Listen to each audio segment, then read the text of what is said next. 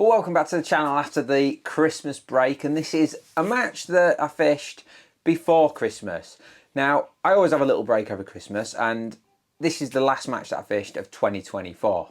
Now, we're back at Boddington for match number 5 of this Out of My Comfort Zone series. Now, it's not without its challenges, this. You know, I've had some good results, I've had some poor results, I've even had a blank thrown in there, but I think on the whole we're doing all right. We're catching a few fish, we're getting to grips with the place, and I kind of feel like it's a matter of time before I maybe win one of these matches, to be fair.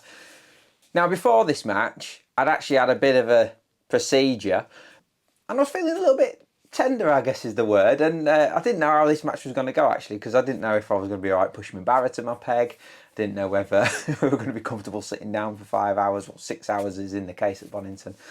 But anyway, I was so excited to get fishing. I hadn't been fishing for a couple of weeks previous due to me little process that we'd had. And anyway, into the draw bag, peg 73. Now, you remember I was on peg 71 the week before when we had a real good weight. Now, 71 on that day had a lot of room, and obviously it was a different match. You know, it was warm, we had that influx of colour into the venue, and the fish switched on and fed really well. However, it was much tighter this week. There were a lot of anglers, another sell-out match. Every Tuesday now, it's like a race to get on the matches. It's really popular. And it was one of those, I felt like peg 73, it never felt like I was in for a match win, but at Boddington, like, it just seems like the kind of place where you just never know. Like, that 70s area has been rock hard of late, other than that random match when they all turned up the week before. But it had been hard, so I was expecting a real grueling day. Now, we had some great anglers again in the section. We had Adam Wakeling, the feeder master, 2 pegs to my right. Florin, who's a Romanian angler who does ever so well. Those guys are so interesting to watch. They fish it completely different to how us English anglers are fishing, and they're getting some really good results on venues like Bath and Boddington, places like that, those big venues. Those guys are really hard to beat. They've definitely got some edges in terms of bait, flavourings, casting style. They can chuck long distances. They're fishing like PVA bags a lot more than we are. Really, I was really interested to watch Florin because I haven't seen those guys fish for quite a while, and obviously I've been looking at the results thinking how good they're doing. So I was really intrigued by what he was going to be up to, because it was going to be a learning day again, based on what he was going to do.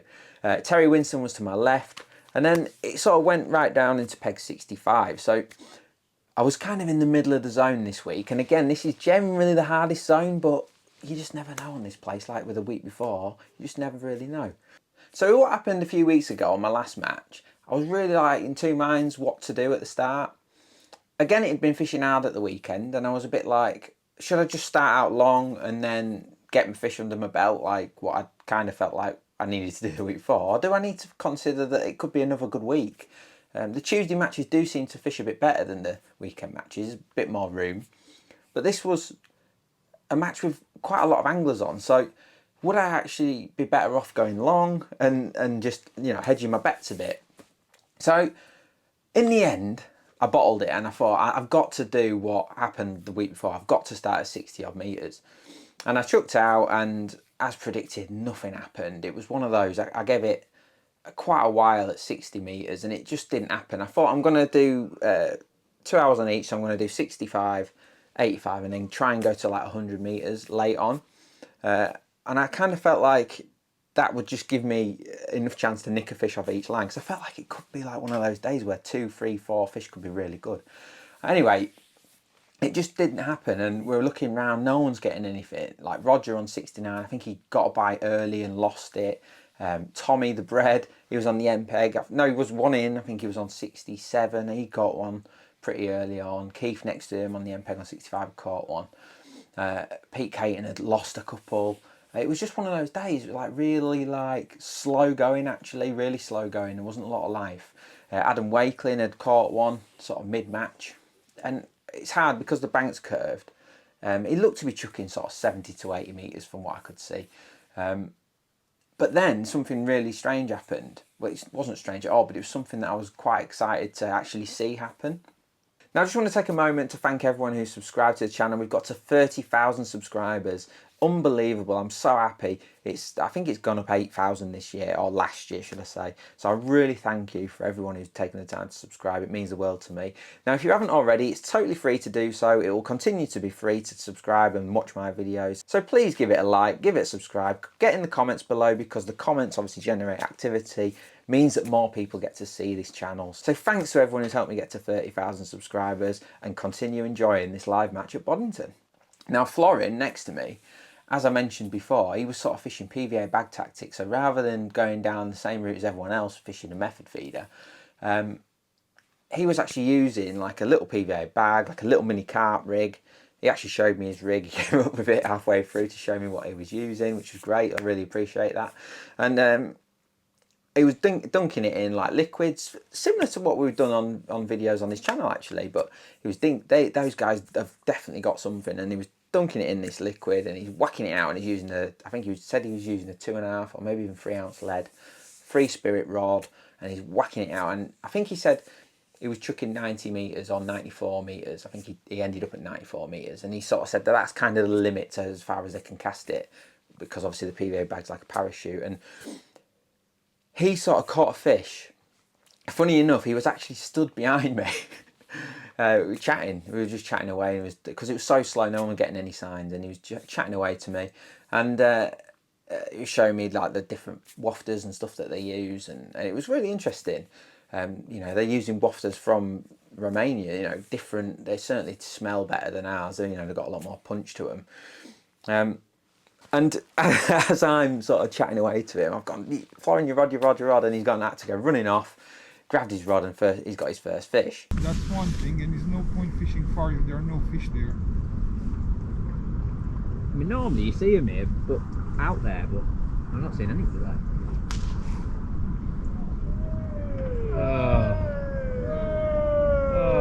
Drop on the ceiling club. Crack off. Crack off. Do you hear that? General crack off. Nobody likes to see that. Hey, you got one, you got one. You've got one. You're in.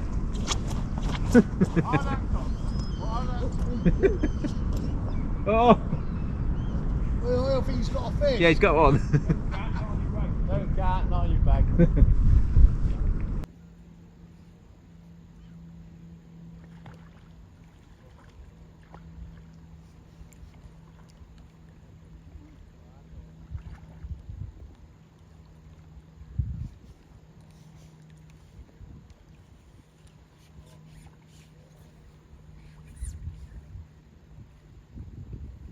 So all of a sudden there's like 3 or 4 anglers with one fish. Now I'm still at this point at sort of my middle range. I'm at sort of 80 meters, 85 meters, I think. I forget the exact distances, but I'm sort of in the middle range.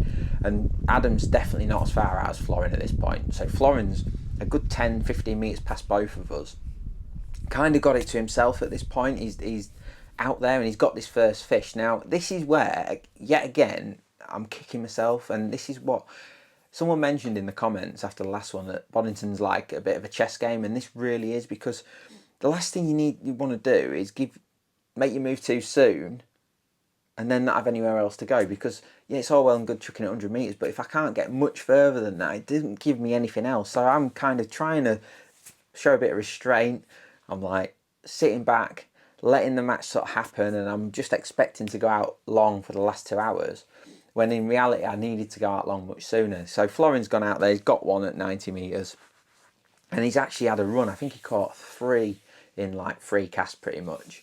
And me and Waco are sort of looking like, oh, maybe we've just given it to him. You know, the time when the fish wanted to feed, we weren't even there, so I'm still blanking. Florin's got 3 next to me. So anyway, I've decided I've got to go out there. So I've picked my long rod up, 60 gram method, 13-foot Monster Extreme, the kit that I showed you on the last one. I've whacked it out there to 100 meters, and I've actually caught a fish first chuck in.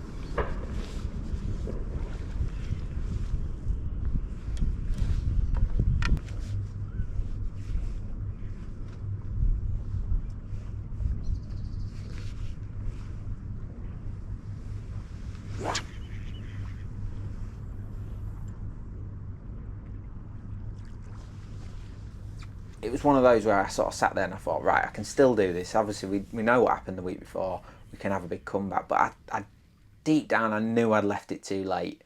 And Adam, I think, caught one more. Maybe he caught one more. And Florin's got 4 now. And we're sort of sat there thinking, oh, I've just blown this. I've blown it again. In my defence, Terry to my left was still blanking at this point, and Roger had only got 1 fish to his left as well. So I don't know why that peg 75 seems to throw up on that pegging. But nevertheless, it was obvious that what Florin was doing was right. Now, one thing he mentioned, and it's something that I've noticed, because I've been playing around with bigger feeders. Like, I've had an odd practice session where I was using bigger feeders to try and get further out. And it's great, you can get further out. But what I've noticed is when you use them heavier feeders, they're kind of like, you go to pick them up and it's almost like they're plugged in the bottom a little bit. And he reckons that when he's been and plumbed it properly, it almost gets softer and softer, which would stand to reason. And he believes that often you're not fishing properly with a method, hence why the PVAs are good. Now, whether that's the case, I'm not so sure, but it's certainly something, you know, to bear in mind for the future.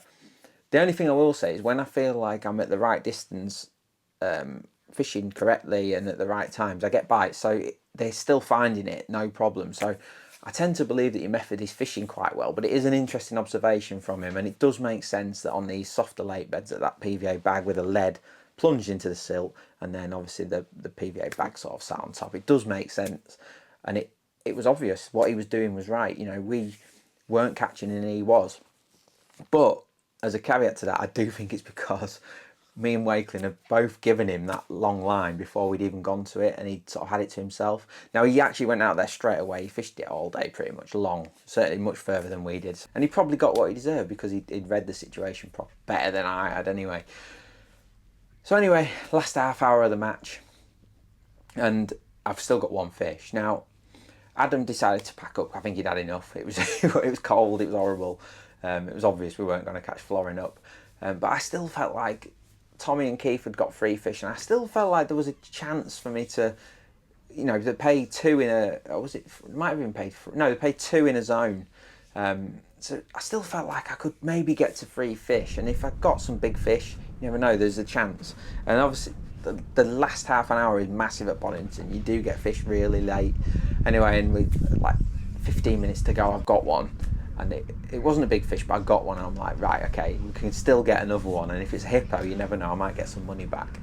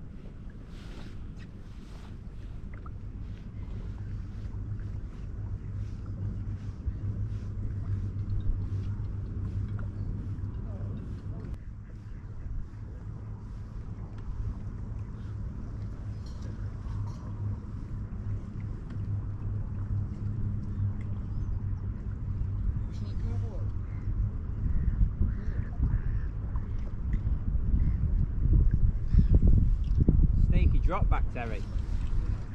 Sometimes the drop backs, they come off, don't they? Don't fucking say that, that's horrible. It's better to have a That's an horrible thing to say, that is.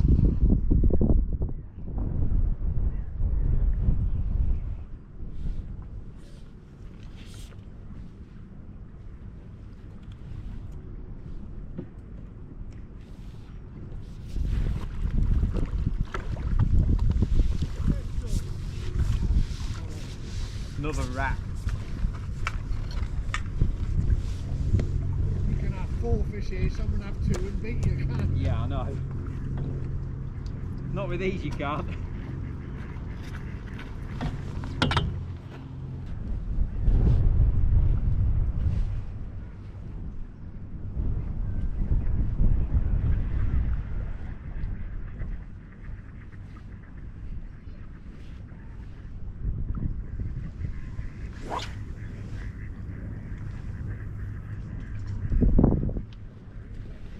chucked it back out to 100 metres. Sure enough, with a minute to go, round it's gone, and I've got another one. Camera died. I've got another one. Let's chuck it. Look, nice mirror. And it's still on. So that was it. 3 fish, which apart from Florin's 4, was par for the course. I had 3, Tommy had 3, Keith had 3, and it was all down to fish size. Now Florin actually took the zone out, no problem at all, with £45. He ended up second in the match, so well done to him. He fished a blinder. Tommy was second in our zone with £35, and then I was third in our zone with £27. So my fish were a little bit on the small side for Boddington, not even a £10 average, which is unusual for their venue. So on reflection, it almost came off. But I just made my move too late. I needed to go out at the halfway point. 1 o'clock, I needed to be out on that 100-metre line. And I'm sure there was 2 more bites in it for me if I'd have done that. Again, another cruel lesson. Now, it's one of them venues, there's just a lesson every week. And I can see why it's so addictive, because I'm kicking myself thinking I should have done more. I should have gone out sooner. But someone mentioned in the comments a few weeks ago about, like, oh, you say you're learning, but you're not making the decisions quick enough. Now, it's so hard. My first bite was a half an hour bite. It was in for half an hour before I got a bite. And when you're having to leave your feeder in that long to get a bite, you've only got a handful of casts to make you move. So unless you're super switched on and you have one chuck at 65 and don't get a bite and are like, right, I'm going to move now. And it's a bold man who does that. It's very, very hard to get your decision making right. And I spoke to Steve Ringer, who has got hundreds of matches at Boddington under his belt, and even he struggles with it. You know, he's got battling through that decision-making process. And I speak to Stu Polser all the time, who for me at the minute is the best angler on the venue. He's helped me so much with this venue, and his thinking is all about being in the right line and at the right time. But even he's getting matches where he gets it wrong. So it's like such a hard day. You know, he only had 1 fish on this match, which is unthinkable, really, because I think he's won 2 matches since this match. So it just shows you how it is such a chess match. And you know, it's easy when I post these videos of these little cut down sections. It's easy to look at them and think, oh, you should be doing this, you should be doing that. But it's very, very difficult on the day, because it takes so long for anything to happen that every single cast is a gamble. Am I too far? Am I not far enough? Am I leaving it in long enough? Am I leaving it in too long? Because sometimes you're leaving it in too long. It's all these little mental battles, and that's what it is, a mental battle. And it's very, very interesting fishing. I can't wait to get back. We're probably going to go next week. Really interesting fishing. I've noticed it's getting harder. It's getting colder. The forecast ahead is getting colder. So I think we're going to have to sort of, again, be on our toes. But I'm thinking it's going to be next week. It'll be one of those where I need to go start longer. But who knows? There could be bites at 60 metres again. So it's just such a frustrating place, but such a good place. It's so exciting, such an enjoyable venue. You don't expect to get a bite. So when it does go around, it's like, hey, it's really good. So hope you enjoyed that. A bit of a compressed one this week. Not loads of action, unfortunately, just 3 fish. But yeah, another great day, another great learning episode at Boddington. And well done to Florin, because he absolutely carved me and Wakelin a new one. So well done to him, and hope to see you on the next video.